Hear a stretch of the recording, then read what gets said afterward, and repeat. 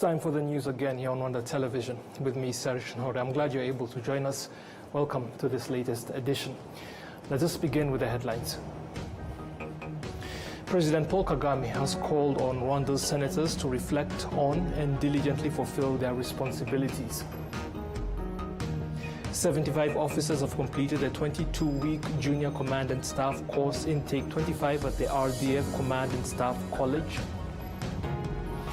And on the international scene, for the first time ever, a woman has been sentenced to life in prison for the rape and murder of a schoolgirl in France.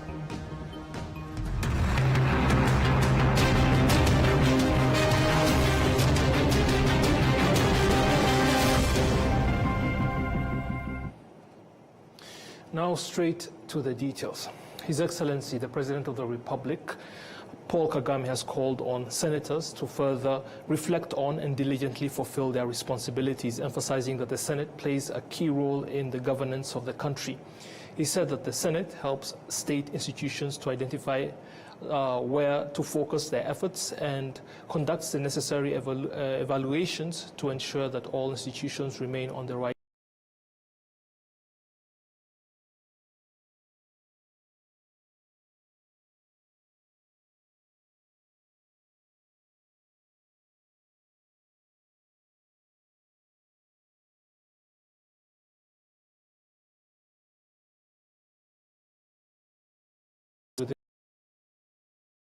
originating from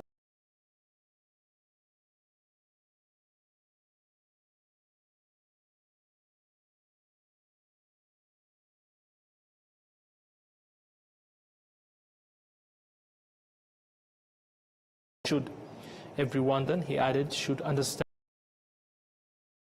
better than begging. The 6 senators who took the oath are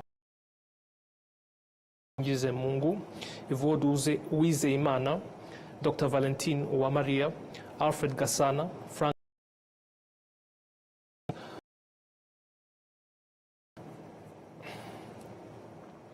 Now, a total of 75 officers comprising of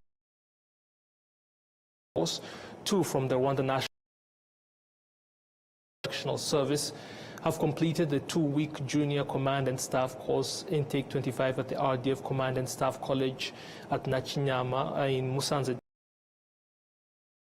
presided over by the Rwanda Defense Force Army Chief of Staff, that is Major General Vincent Nyakarundi. The course equipped officers with the vital knowledge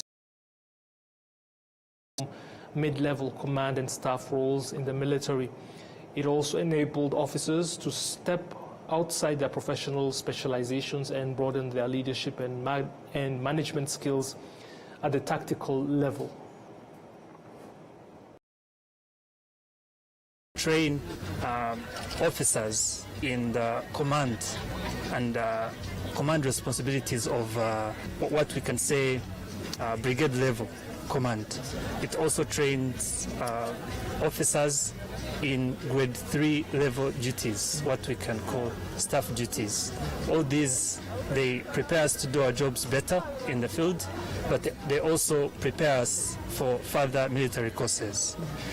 As you can see, professionalism is the first and foremost, and also the capabilities to fight modern warfare.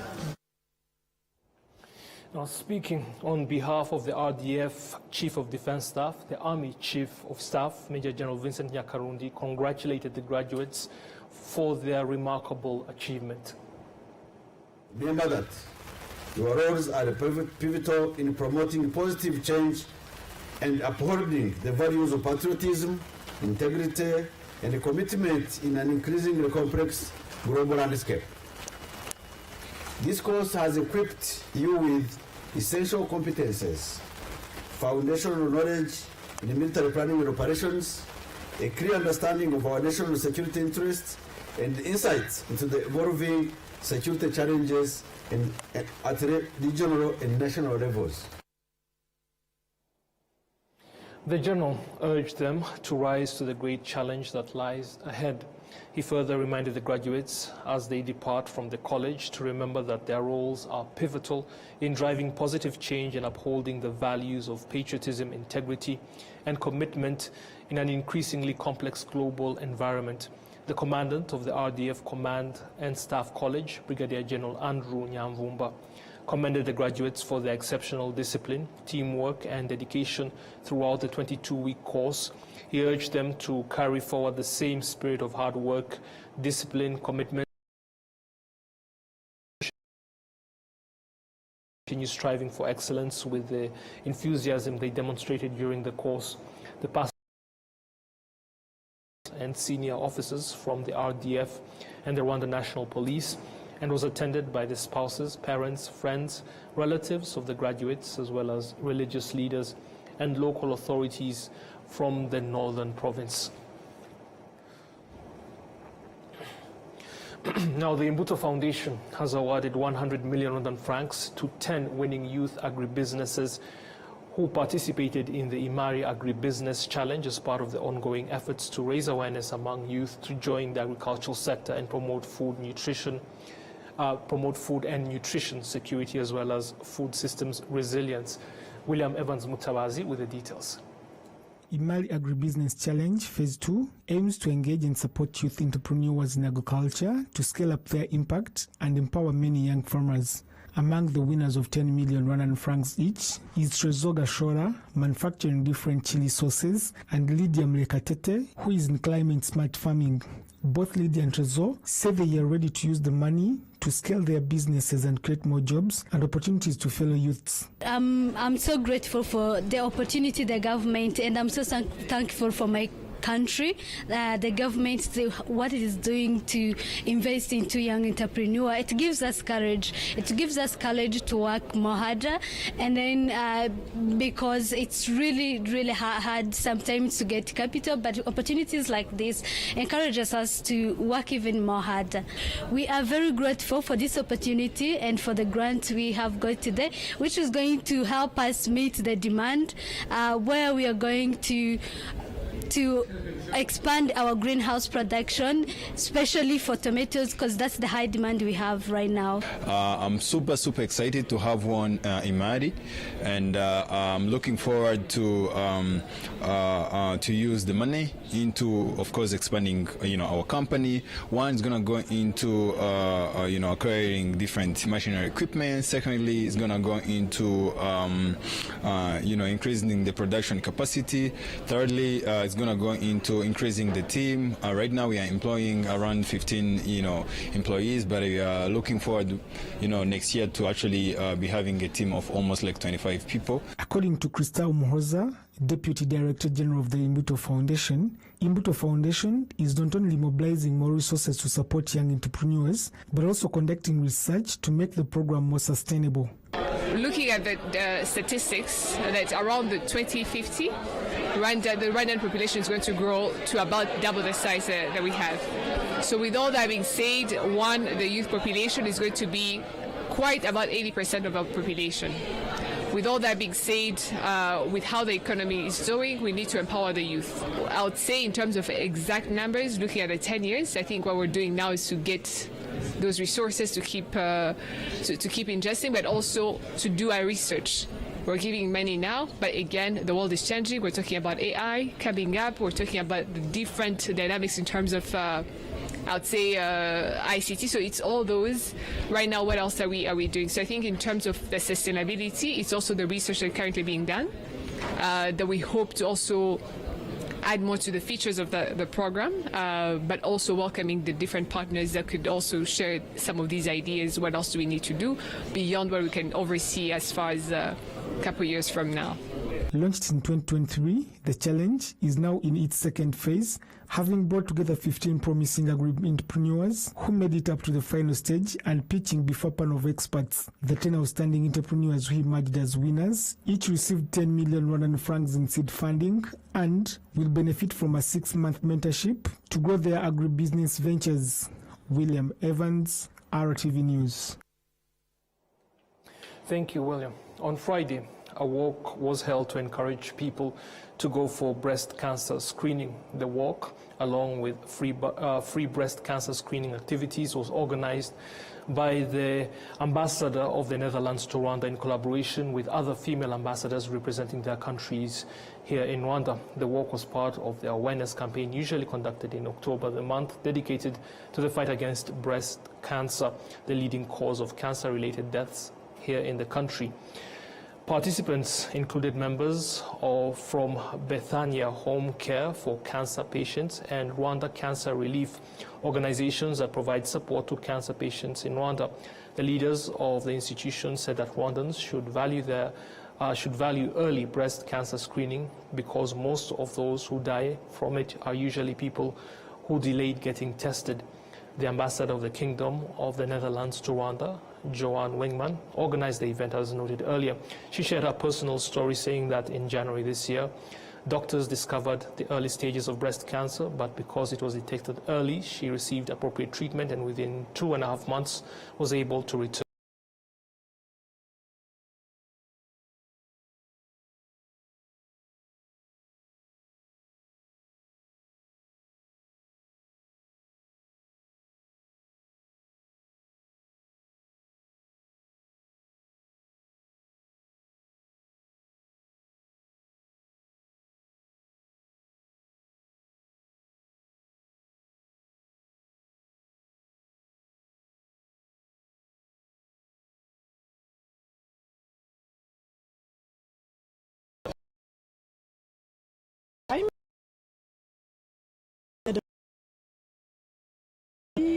This was all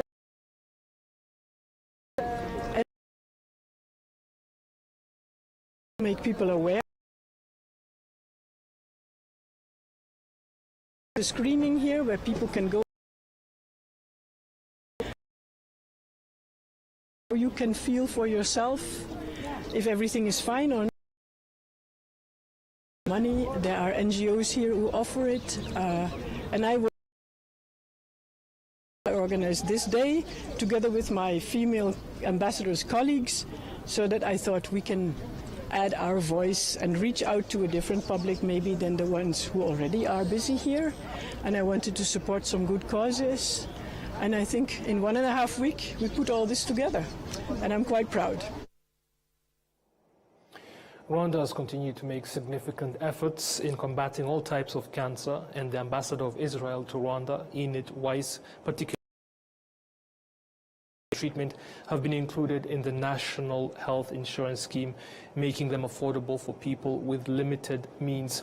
For that reason, the ambassador said that no one should neglect cancer.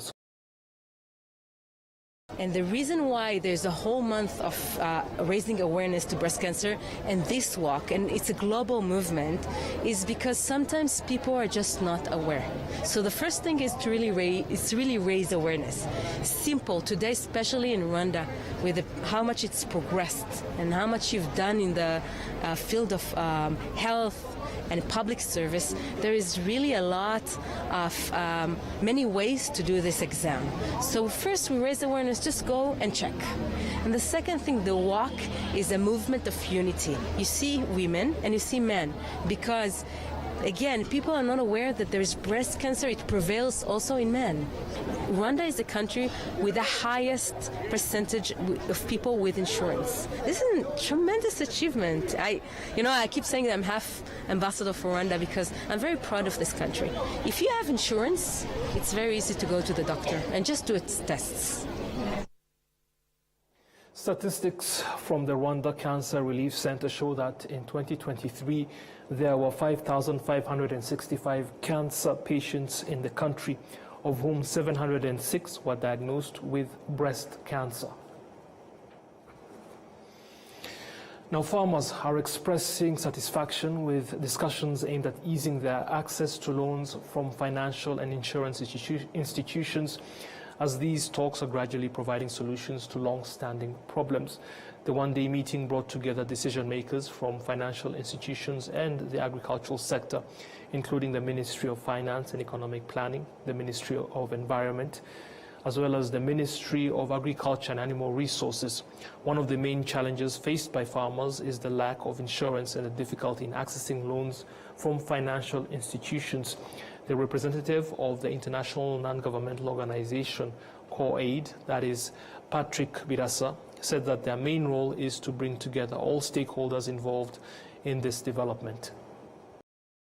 To improve the requirements for people to access finance. And one of the key factors was the audit financials, which were a very big hindrance or barrier to access to finance, because most of our people are youth. They do not have either collateral, or they have not even worked under their companies for over 3 years. So in conversation between us and NAEB and the banks, BRD, we were able to address this issue. Secondly, on the issue of collateral, we still have those conversations, but there is still a challenge. And we are saying where collateral is, can they improve on the valuation mechanism? Because banks have mentioned that is a policy, NBR policy. So can banks and NBR policy sit and improve this?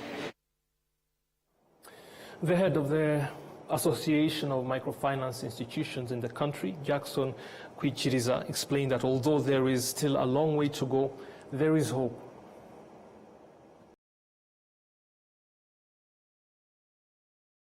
Regulators, financial institutions, they are all gathered here. Of course, we don't have everyone that would contribute to achieving our goal, but at least they turn up. That's number one. Look at the presentations. Initiatives from different organizations, initiatives from the government of Rwanda. You heard from the Ministry of Finance and Economic Planning. You heard from the Ministry of Agriculture, Minagri. You heard from BRD Development, the National Bank of Rwanda, as well as the cooperatives and the SMEs around. So when you get the initiative that they have, it gives you confidence that going forward, we are going to achieve what we want to achieve. What we are looking forward for, as you heard from this gathering, we want to ensure that farmers across the country access finance, do business, employ themselves and employ others. That's what our ultimate goal. But the issue is we have to be climate smart. So how can they be climate smart? In other words, we want to ensure that they get money, but at the same time, as they grow, as they cultivate, they must be climate mindful in whatever they are doing. The meeting also addressed the issue of the small amount of funding allocated to projects aimed at combating crop damage worldwide, with Africa receiving only 5% of investments.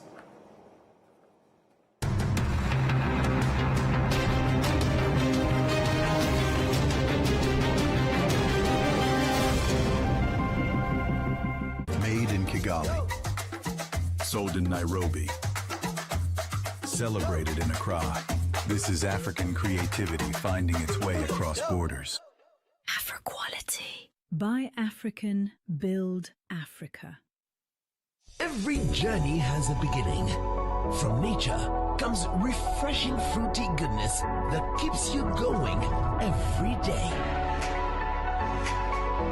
With every pack, complementing life's best moments. Not one, not two, but 5 different fruity flavors. And this journey keeps giving. Introducing Inyanji's new fruity juice flavors, guava and cocktail. Now available at your nearest shop. Always ask for Inyanji. Nyiri muto arababwiraga data bati ntabwo wagira umukamo mwinshi utunze inka imwe, ariko nigeze acika intege. Mama akinjira mu bucuruzi hari abamubwiraga bati ntabwo watera imbere udakorera mu iduka rigezweho, ariko ntibyamusubije inyuma, yakoranaga umwete. Njya muri kaminuza hari abanshidikanyagaho bavuga ko nashobora kaminuza naturuka mu muryango wifashije, ariko byaragiye nanditse amateka mashya. Igihe cyo gutera ishema umuryango wanjye kigeze, bamwe bakomeje kumbwira bati ntabwo watera umuryango wawe ibyishimo n'ishema, ariko narabishoboye. Hari abakekaga ko nasigira umurage ukomeye abankomokaho, ariko ubu mfite uruganda rutunganya amata. Banki ya Kigali yabaye umufatanyabikorwa wanjye mu rugendo rwose, inzozi zanjye zibimamo. Bigereho.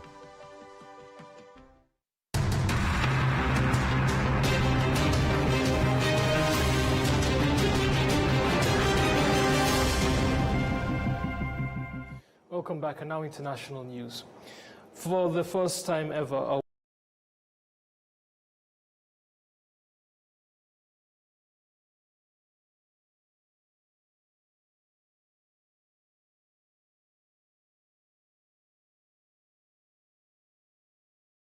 ruling a Paris Dabia Benkired this Friday to life in prison without the possibility. 12-year-old Lola Davier in 2022, the first time such a sentence has ever been handed down to the case horrified the nation. A fierce political debate after it was revealed that Benkired, born in Algeria, was undocumented and had been asked to leave the country just 2 months before the crime.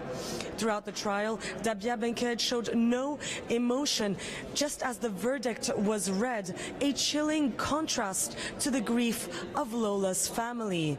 Lola's mother and brother broke down in tears while the memory of Lola's father, who died last year after relapsing back into alcoholism, lingered over the courtroom. Benkired has now 10 days to appeal this decision. At least 3 people have been killed in a hand grenade attack in a northern Ukraine train station. In addition to the 3 victims, the attacker who triggered the explosive device also later died of his injuries. Euronews once more. At least 3 people were killed and more than a dozen others were injured in an explosion at a railway station in the northern Ukrainian city of Ovruch. Local media outlets say a Kharkiv resident detonated an explosive device during a document check, killing a female border guard and 2 civilians. Ukraine State Border Guard Service said the bomber later died in an ambulance. Police are on the scene of the incident and are investigating the causes and motivations behind the attack. Meanwhile, at least 8 people were injured in Kharkiv after Russian forces carried out an aerial raid of the city on Friday. Ukraine's President Volodymyr Zelensky, in a meeting with UK Prime Minister Keir Starmer, accused Putin of being insincere in his expressed willingness to end the war. Putin doesn't show that he wants to stop the war, and he really began steps and pushing us to such humanitarian disaster. What he wants to organize this with, of course, with attacks on energy, on gas, on water supplies. It's understandable what to do. 3 more Ukrainians were killed on Friday in separate Russian attacks on the southern Kherson region. Close to 24 others, including children, were also injured in the strikes which targeted residential buildings. Officials in Sumy also reported strikes in the region overnight into Friday. There were no casualties in those strikes, but first response teams say the incursion of drones and missiles caused damage to properties and civilian infrastructure. Now, as we conclude this edition of the news, let us again take a look at the headlines. President Paul Kagame has called on Rwanda's senators to reflect on and diligently fulfill their responsibilities. 75 officers have completed the 22-week Junior Command and Staff Course Intake 25 at the RDF Command and Staff College. And for the first time ever, a woman has been sentenced to life in prison for the rape and murder of a schoolgirl in France.